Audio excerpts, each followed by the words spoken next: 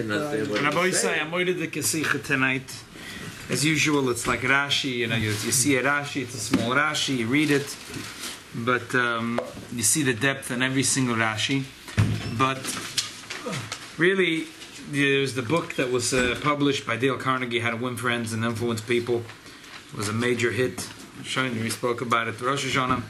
So tonight you will learn how to influence people. You might not win friends with this method, the method of Yehuda and Yosef, but you will certainly learn how to influence people. Winning through intimidation, or more, stronger than that, maybe. Okay, so let's start the parsha. Vayigash of Yehuda and Vayomer. Yehuda approached him. He approached Yosef and he said, "Bi Adoni yedaberno avdacha davar beozne Adoni. Please, my master, let your servant speak a word in my master's ear. Val yichar apcha beavdecha, and do not be angry at your servant. Ki chamoicha kefarei, for you are equal to Pari." So Rashi explains, Vayigash of Yehuda v'gomer daber be'oznei Adoni. What does that mean? Yikonsu devorai be'oznecha. May my words go into your ears. Penetrate. They translate penetrate, but that's not what they say. Yeah. That's their pshat. Get it. Yeah.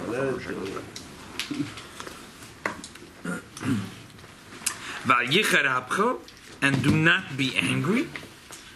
Mikan atolomit, from this you learn shedibrei lav koshes, that he spoke harshly to him, because he says, "Ayet var apcha, don't be angry with him. Don't be angry. If I'm begging you to do me a favor, so either you will grant the favor or you won't. But why would I say, please don't be angry? It's yes or no." Sometimes you have people that are so meshuggah, they're going to get angry that you gave them a request. But why are you putting thoughts in their head? Why is Yosef putting thoughts? Yehuda is saying, don't be angry. Why should he be angry? He's just begging. Why should he be angry? Well, they've been suspected of being spies, and there's a lot of near past history with clashes with them recently. So maybe that's, the anger. He's talking with Malchus now, and I don't know. Why would he put such thoughts in his head? Say, don't be angry. It's like, as if, why would you want to negotiate with such words? So Rashi says that, no, he said tough stuff. What did he say? So Rashi continues, you're equal to Pari. So Rashi says, you are as esteemed in my eyes as a king. This is the pashta meaning. And the Medrash says 3 things. Number 1, he said, Soifcha, ultimately your punishment will be Lilkas alav b'tzaras, you'll be stricken with leprosy. As Pharaoh was stricken on the account of my grandmother Sarah for detaining her for only one night. Davar acher, a second pshat, ma pare goyze v'ene mekayim avtiach v'ene Yosef atakein. He said, just as Pharaoh issues decrees without carrying them out, he makes promises without fulfilling them, you do the same. V'chizu simas ayin. You said you wanted to set your eye on the boy. Shamart losim ein chalov. You said, I want to set my eyes on the boy Binyamin, and now you capture him. All you said is that you want to see him for a minute, and you let him go, and now you're taking him as a slave. Davar acher, a third thing, another explanation, you are equal to Farai. He means, if you provoke me, I will kill you and your master together. The Mashal, another pshatim, why does Rashi give 3 pshatim? Why does Rashi give 3 pshatim? So Mashal deals with it. One of the Mefarshim say an interesting thing, that they didn't know it was Yosef HaTzadik. They thought it was an Egyptian. Egyptians were were they were susceptible to anything evil and anything not moral. So he suspected that he might take Binyamin because he has thoughts of Mishkav Zocher. Yeah. So could be the three things that he said was to cover several things, concerns that he had. He was scared that maybe Avodah Zorah, Gilei Raish, V'Chazdam, and he tried to say a few things. Okay. We understand it says Yehuda is actually telling them these items that Rashi is bringing from the Midrash? Good question. Mefarshim deal with that. Some say that he just said these words, Ki chamoichi kafaroi, and within it was like, there was a hint. Others say no. That's exactly what he said. He spelled it out. He spelled it out. He said all three, or maybe he said one of the three. Okay. And then he goes on, Adoni Shal as Avod of Leimer. My master asked the servant, saying, and Rashi says, you started with a libel against us. You're asking us what we were trying to make a shidduch here. You're asking us all kinds of questions. And then he makes a very passionate thing about the father, that nafshik shura ba nafshoi, that Yaakov Avinu's soul is tied to the Binyamin soul, v'roise be'ein anav amaze, that he will God forbid die. V'rida avadecha sevis avdecha avid b'yogin she'olah, will bring down his old age into the grave. Okay. Let's focus on the first two Rashis. Yerachmiel, here's a copy for you. Let's go back to focus on the first two Rashis. Again, it says, Rashi quotes the words, Vayigash elav Yehuda v'goyme. He says, Dover be'ozne adoni. So Rashi explains, it means, Yikonsu dvore be'oznecha. May my words enter your ears. And then he says, Ali perabcha, may you not be angry. Why would you say such a thing? So from here we know that he spoke to him harshly.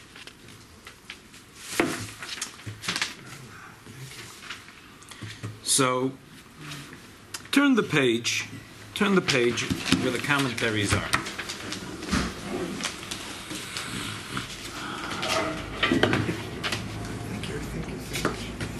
What's that from this one?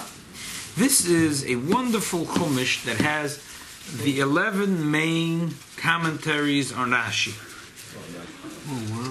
Starting with the Mizrahi, the Belio Mizrahi.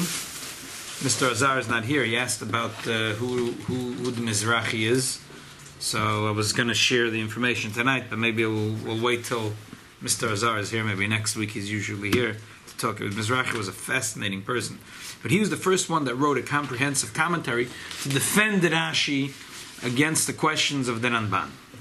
And afterwards followed other great commentaries. And the second one's probably the Gur Aryeh, the Maharal of Prague, and others followed. But the first commentary by someone so big in the stature of Rabbi Yochanan Marsov, he was a chief rabbi of Turkey, and he helped many Jews resettle after the expulsion of the time of the Inquisition. And he was a personal friend of the ruler of Turkey. And he had, he was like in his council of advisors together with the sheikh, and wrote many svarim on all kinds of topics, not only on Judaism, printed books on mathematics and architecture, and he was Chochem Gadol. What year was this? Rabbi Yochanan Marsov was very, very big. What year was He this? passed away 1525. The Moshe Al-Shakar wrote svarim to him. He wrote the Ischad Badori. He was a very, very big person. And his main thing that we know him is the commentary on Rashi. And he paved the way to understand Rashi. So it always starts, when you want to understand the Rashi, the first commentary is always the Mizrahi. This is a copy from a Chumash that put together 11 commentaries on Rashi, the 11 main ones. They say there's over 200 commentaries on Rashi. It's not a Chok Yisrael, is it? No. I put number one. I put numbers at the sources so we can go in order here. The Mizrahi says like this. He says simple. You shouldn't think that he said to him, you know what, let me whisper, I want to talk to your ear. Because it says, I want to speak be'ozne adoini. in the ear of my master. So don't think that it meant I want to whisper into your ear. Why? It's a covet to say to king, if you don't mind, I want to whisper in your ear. You got to be Meshuggah. You'd be invited for a Hanukkah party with another 200 Jewish leaders to the White House for a Hanukkah party, and as they pass and they they have their picture with the with the president, and the guy's going to say, can I whisper?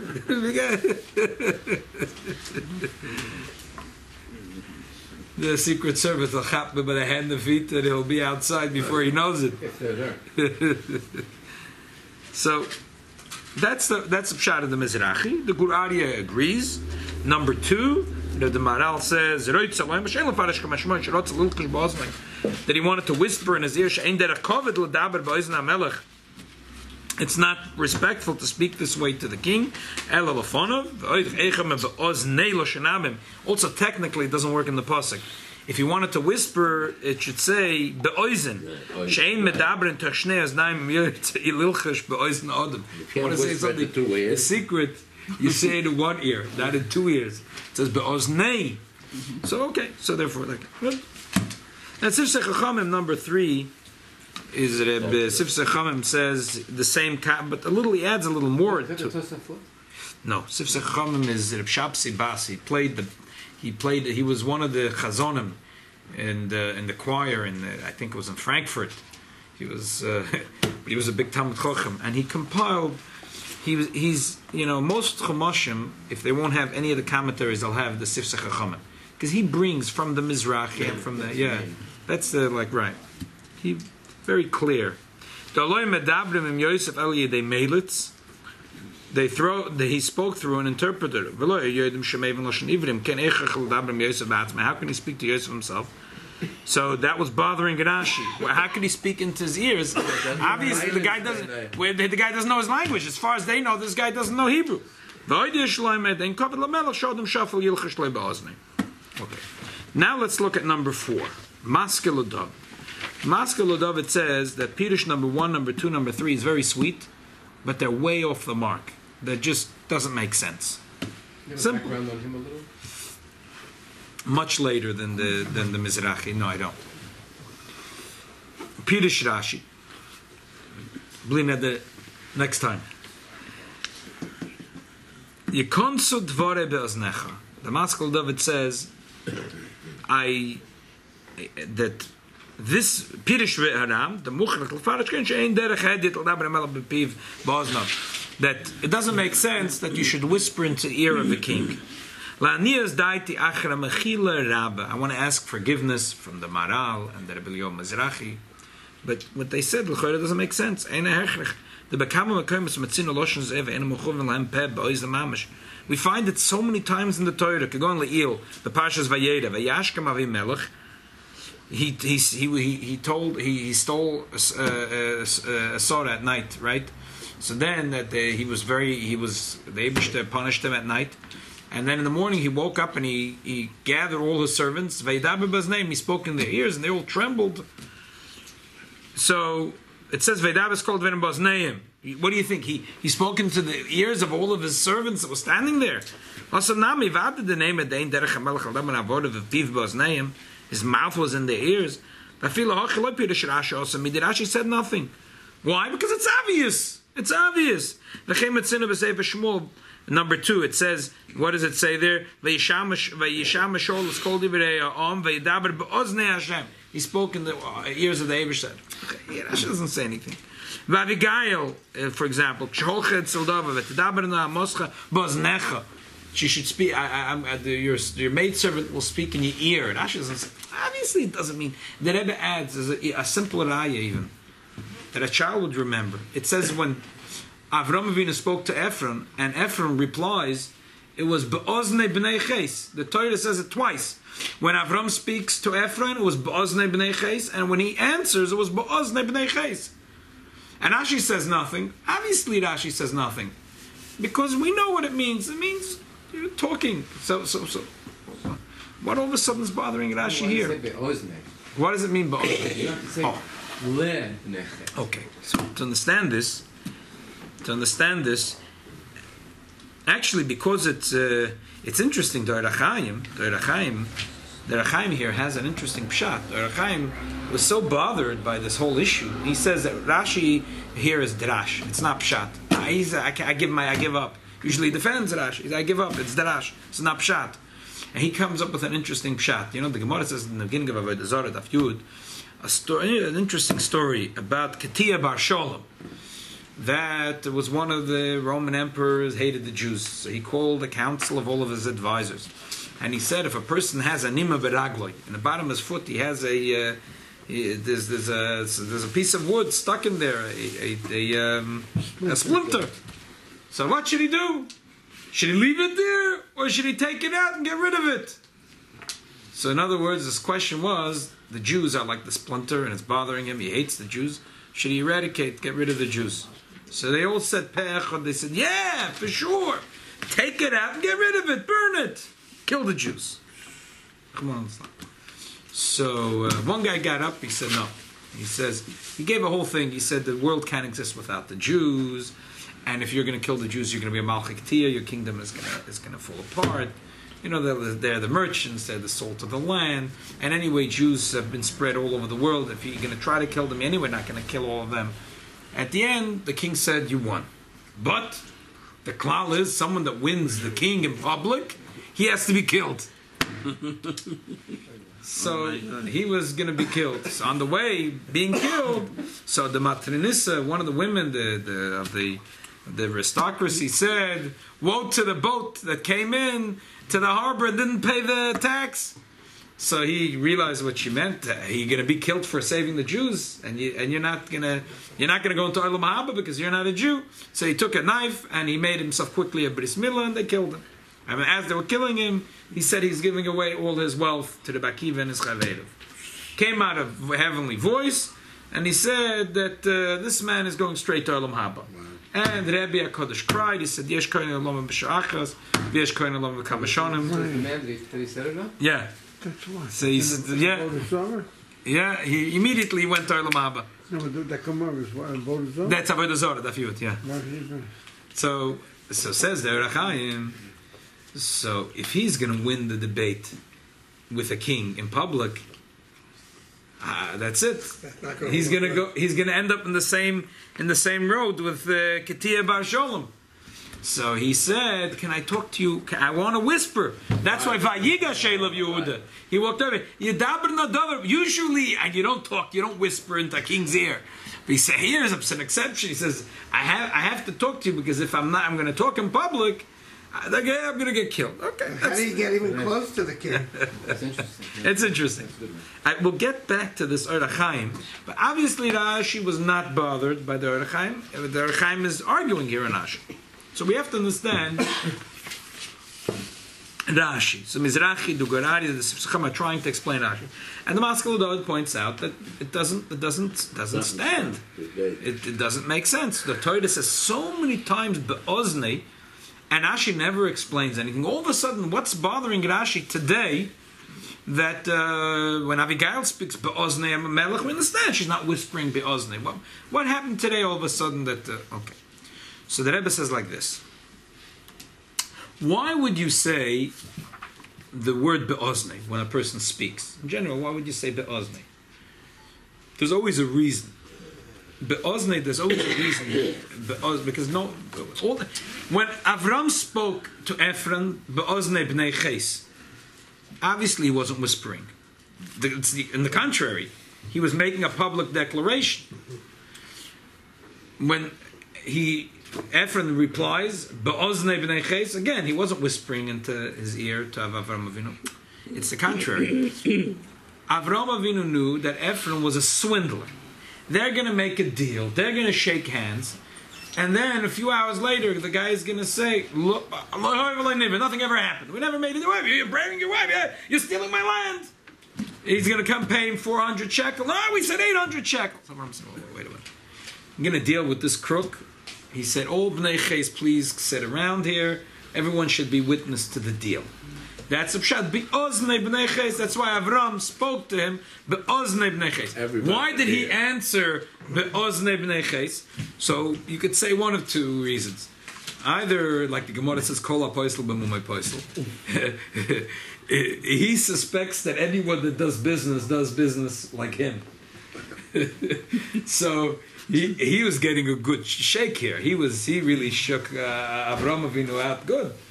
So he was getting Arba Me'ah shekel kesses Orvel Asayich. He was getting paid good money. So he wanted to ensure the deal is everyone knows the deal, because he thought Avram is going to swindle him. Or it's the other way around. He knows that everyone considers him a swindler, so he said, let's have this. If I ever have a dispute with Avram, no one's going to trust me. So whatever the pshat, it's clear that be'ozne b'nei chais means that they want that everyone should say testimony, everyone should know what's going on. So isn't like within the hearing of? Right. Yeah, we want everyone to hear. Yeah. And when Avimelech says be'ozne, he speaks in the ears of his servants, it's a little different. Over there, it's a little different, because usually the king doesn't speak to his subjects, he sends out a message. But over here, he was so shaken that he spoke himself. It's like be'ozneinu shamanu, avosenu sipru lanu. So I heard it with my own ears. Like some person says, I heard it with my own ears. What does it mean?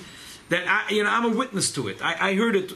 It's not that there's a broken telephone. It wasn't hearsay. Exactly. It was direct. It was direct. So sometimes, but there's always an emphasis when you say be'ozne. There's always an emphasis. Either it is because we want it to be bepirsum, or because we want to emphasize, like you said, it wasn't a hearsay. It wasn't a broken telephone someone said to someone that was without a shliach. They heard it directly from the person who said it. However, when it comes here, it says already Vayigash of Yehuda. We know already from the previous pasha that Yehuda stepped forward and spoken to Yosef. Now it says even further Vayigash of Yehuda. Yehuda stepped over closely. That's why Rashi quotes the words Vayigash.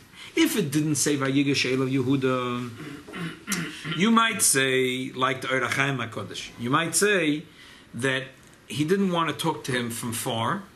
He wanted to talk to him from close, because he didn't want, it should become contentious and there's a debate going on, and if he wins he loses, if he loses he loses. But that already says Vayigash of Yehuda. Yehuda walked over close to him, presumably because he doesn't want it to turn into a circus. He doesn't want that if he wins he loses. So now, after Vayigash of Yehuda, that's where Rashi quotes the words Vayigash of Yehuda. Even though he's not, it wouldn't seem like he's explaining the words Vayigash of Yehuda. He quotes after Vayigash of Yehuda. Why does the pasuk have to continue and say Vayigash of Yehuda? Vayomer vi Adoni edabrna avdecha dover ba'oznei asdai? What is he saying here? What is he saying here? Therefore, Rashi is answering. What is Rashi answering? Yikonsod vare be'oznecha. What does it mean Yikonsod vare be'oznecha? So there's a beautiful Fabrengen, a very, very long Fabrengen with 53 parokim. One of the last Fabrengens that the Friedrich Rebbe gave here in the United States of America. Started the Fabrengen by saying that Chassidim all know that there's two words in Yiddish: Heden and der Heden. To hear, that's the translation of Heden. And der Heden, there's no translation in English, because no one in America heard anything. It's not in the local lexicon. But really, what the Heden means is that it really penetrates very, very deep. If you say doher, and he goes into the whole thing, he says even Heden, to hear something, is also a chiddush, because today people hear something, it goes into one ear, it goes out the other ear. So tzehen is like daver k'shoymei avdecha. I hear what you're saying. Even tzehen, to hear something, is already a chiddush. Suder Heden, what does it mean? Suder Heden? 53 chapters to explain what's the difference of Heden and Der Heden. Well, I have to ask a question. Yosef used an interpreter. Yeah. Right. Now, if he speaks to him and he knows Ivrit. He doesn't. He's talking with the translator. So whose ear is he talking to? Exactly. Very good. That's the pshat that you missed out before you came. That's the Sif Sichachom's pshat. You're very good. That's the pshat, the Sif Sichachom. Exactly. And that's why he says it couldn't be that he whispered in his ear, because there's a translator here. Mm-hmm. So he says a few nuggets here of what is that Heden. He says, like it says by Avram Avinu, when the Tzemach Tzedek was a little boy, he asked his grandfather, what does it mean, Eikev Asher Shama Avram B'Koili? So he said, Avram Avinu was so devoted to the Eibishter that when the Eibishter said something, he felt it in the heel. He felt it in his feet. Down to his heel. Yeah, down to his heel. He felt, his whole body felt it.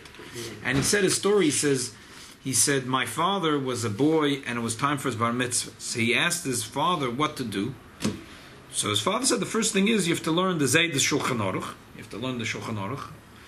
And know it well. Know it well. Das Wissen klar. You have to know it clearly. What does it mean to Wissen klar? So he explained what he meant. So he said that jeder halacha soll der het werden in the Evra Guf, as the Evra Guf allein soll der Herren wie es darf tun. That your body should know the halacha. That even that by themselves they know what to do. That your body knows what to do. Indeed, there was a story that the Rebbe once told that once the Rebbe Rashab and the Reb Chaim Brisker were together. They used to get together sometimes, Vayigash, and they were having a Suda together, whatever it was, having lunch, dinner together. And the Rebbe Rashab washed, and his minhag was to do 3 times. And so Reb Chaim asked him, why do you do 3 times? So he said, right now I don't remember why. But I know that if I do something, if my guf does something, I train myself for my bar mitzvah, that if I do something, that it must be that it's somewhere in Shas or Poiskim. Okay. And later, at the end of the Suda, the Rebbe Rashab said, oh, I'll tell you where it is. And he told him one of the Rishonim.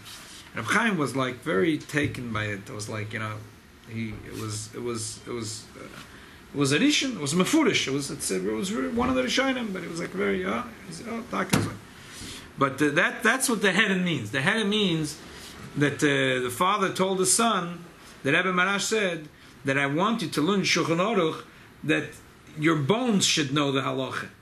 Not only your brain should know the halacha. Instinctively, you're doing the right thing. King David, my feet took me to. Exactly. So that's the pshat. So deadhead. That person is. I'll give you an example of what you're saying. They say that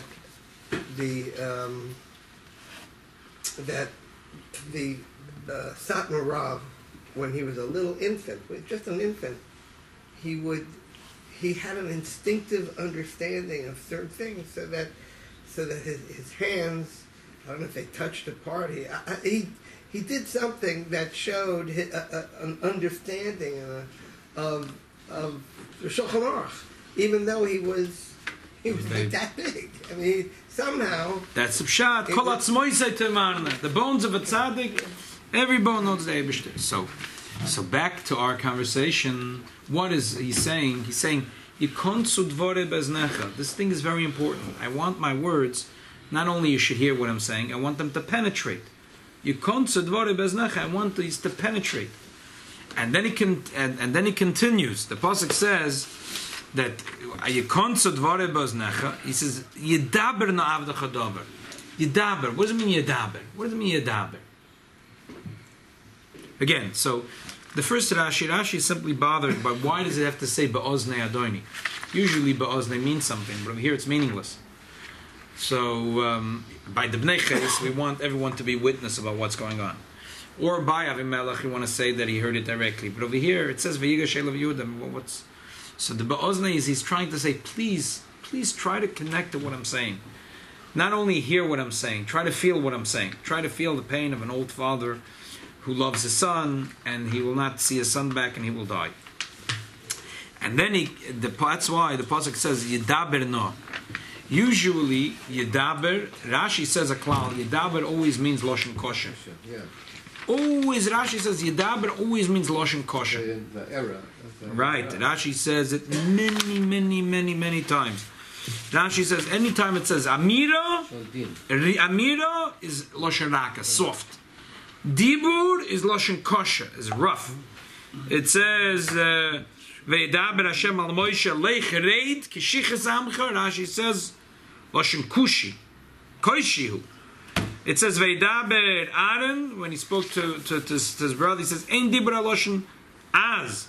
It says Vatidaber Miriam when she spoke against her brothers, and Rashi says Ein dibur el loshen kosher ein amira el loshen tachanunim. So it says Vayidaber Hashem al Moshe leichrei. Vayidaber. That's what usually dibur. And the raya is from last week's parsha. It says Vayidaber Yosef, Vayar Yosef Oisem, Vayidaber itam koshois. And when they came back to the father, they reported and they says, Diber isha adoine oretz itonu koshes. Diber means good takasha. One second, very good. But otherwise, Rashi says Diber always means rough. Diber always means very strong. Dibur always means very strong. Yet we find that the Gemara says that Dibur, the Gemara says in Makkos that there is Dibur and Yadber. Yadber amem tachtenu means soft. The Gemara says. So the Mashur has a problem. Yadber amem tachtenu really means that the Eibishter says that the nations of the world are going to be crushed under the Jews. So what does it mean, Yadbe? So the Alter Rebbe has a Mordek Avort in Likuta Torah. He says that the godly revelation when Mashiach will come will see so powerful that the Goyim are going to become are going to take the dominion of the Jews from themselves. The Jews won't have to throw their power over the Goyim. The Goyim will take the yoke of the Jews upon themselves. That's Pshat Yad Beramim Tachteinu, says the Alter Rebbe. So really, the word dibur means kosher. Yad beran dabor echad lador v'shnoi shnei daborim lador. That the Eibishter said to Moshe, to Yeshua, there's one leader. Take a stick, hit them on the head. Dabor means kosher, strong. Dabor means strong. But in this context over here, in this pasuk, it doesn't necessarily mean. The Mashal actually says that because the pasuk says that Yehuda says Yedaberno, he spoke with a very strong voice. He was screaming. But Rashi doesn't learn that way. Rashi learns not that way. Rashi learns that. What does it mean, lashon kosher? What do you mean? He was talking with strength, like there's a saying, "Dvorim hayotzim min halev, nechnosim halev, u'poilim polosim." If you speak from your heart, people hear what you're saying. If you don't speak from your heart, people don't hear what you're saying. It doesn't penetrate. But if you really mean it, if you really mean something, and you're talking and mean from the depth of your heart. So over here, Vayedaber means he spoke strongly. He spoke from the depth of his heart. He spoke it with strength. Because he wanted it should go into his ears. He shouldn't only deadhead him. Like the Frierdiker Rebbe says, the problem is when the elder Chassidim even have a small flaw, it becomes a big flaw by the young Chassidim. Why? He says, because by a Fabrengen, a person has to talk to himself, and then it has to pour over to others. So what happened was Yehuda was Yedaber. He spoke strongly, but it doesn't mean that he was screaming. He spoke with tkifus, with passion, with emotion, with strength. He spoke strongly. Why? Because he wanted that yikonsu dvore be'oznecha.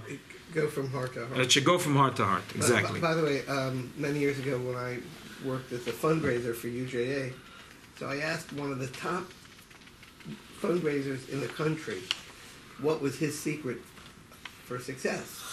And he said, I speak heart to heart. Okay, very good. So that was the secret. That was the secret of Yehuda.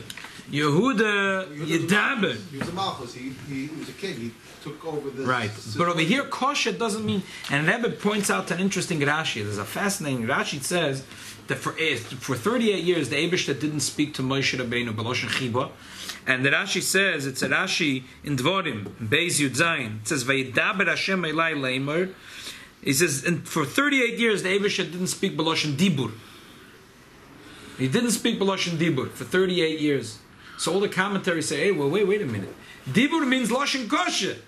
And Rashi said for 38 years. Why? To teach you the Eibishter only speaks to the prophet on behest of the Jewish people. So the Eibishter is angry at the Jewish people, so he doesn't talk to the Navi also.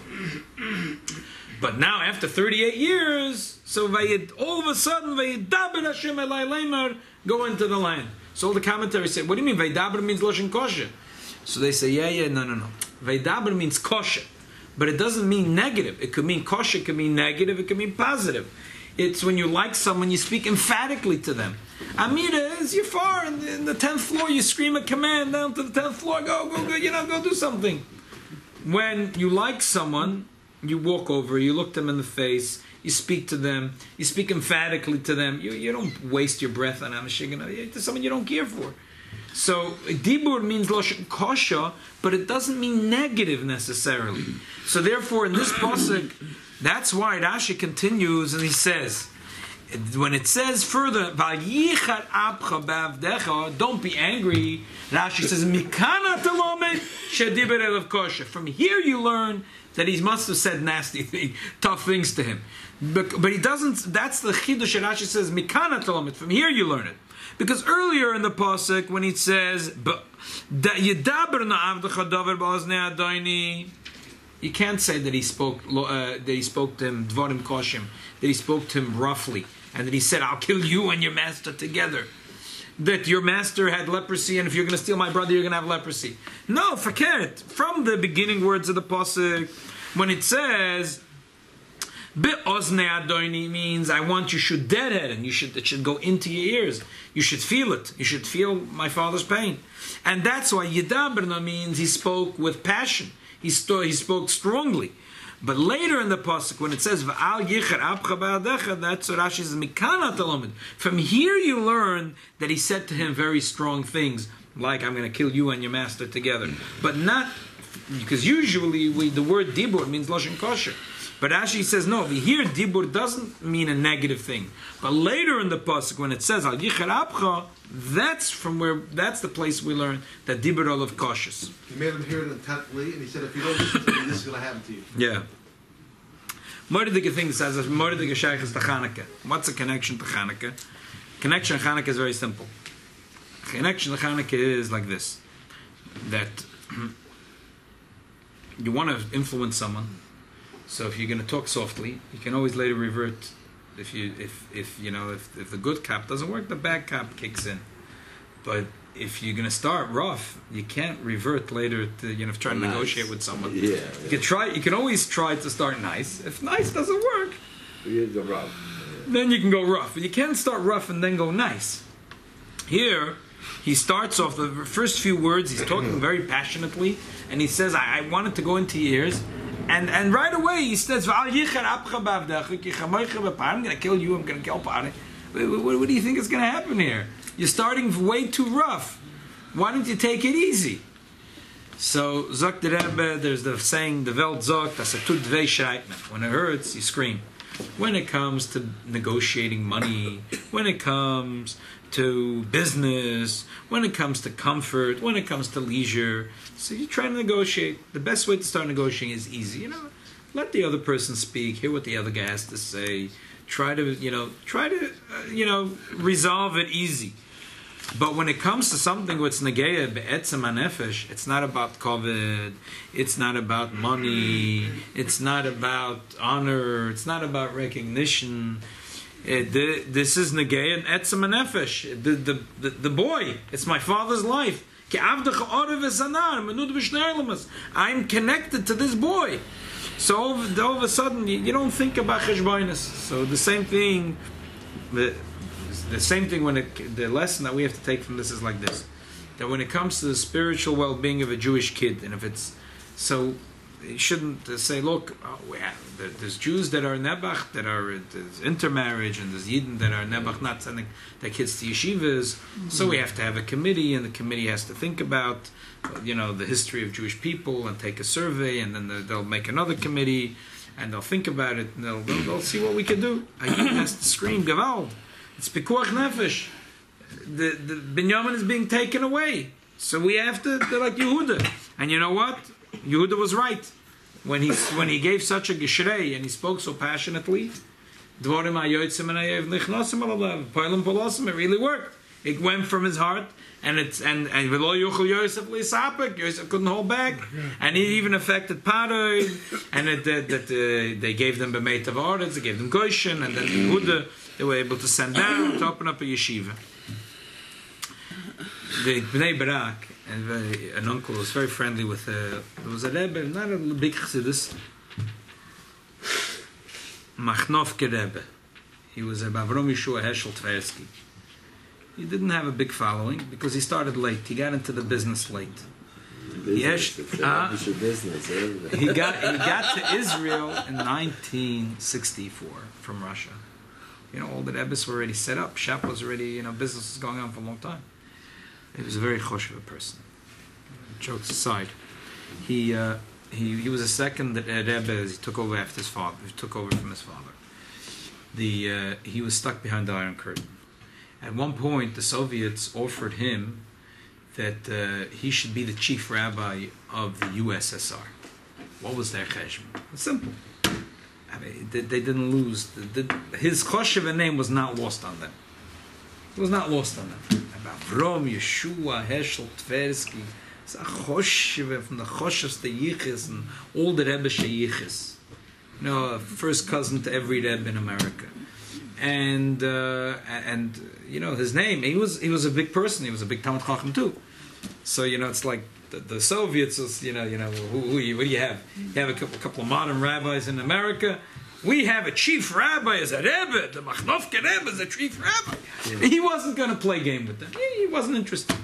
They tried. They offered him a house and they offered him a car and a chauffeur and.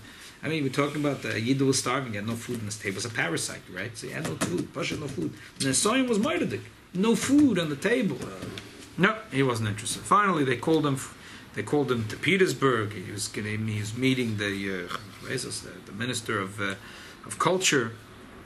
The guy said, no, why? So he said, I'm not qualified. He said, we don't need a big rabbi. For us, you're qualified enough. So he said, look, I'll tell you the truth. A Rav, the way I'd like to be, you don't want. And the Rav, the way you'd like to have, I don't want. So the guy now it was not sweet anymore. The guy says, you're refusing the USSR? So I tell you, think about it. He said, there's nothing to think about. He walked out of the office. A few days later, middle of the night, he was arrested. Like usual, he was interrogated. And, there was a court case.